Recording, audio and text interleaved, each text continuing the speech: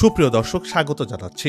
রক্ত দিয়ে নাম লেখানো বাংলাদেশ অনেক চড়াই উচ্চাই পাড়ি দিয়ে হাঁটি হাঁটি পা করে এগিয়ে চলছে।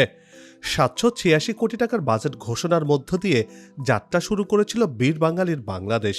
সেই পথ ধরে স্বাধীনতার ৫২ বছরে এসে সরকারি ব্যয়ের ফর্দটা বেড়েছে ৭৮২.৩৪ গুণেরও বেশি।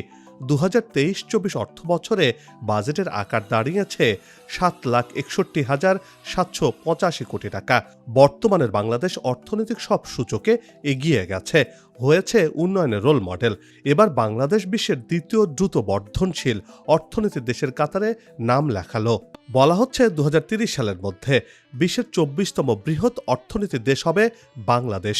কিভাবে এমন অভাবনীয় সাফল্য অর্জন করলো বাংলাদেশ, এমন প্রশ্নের উত্তর সহ আগামীতে বাংলাদেশ কততম স্থানে অবস্থান করবে, এসবের আদ্যপান্ত নিয়ে সাজিয়েছি এবারের পর্বটি। বিস্তারিত জানতে পুরো ভিডিওটি দেখুন। দর্শক, চলুন চলে যাই মূল ভিডিও।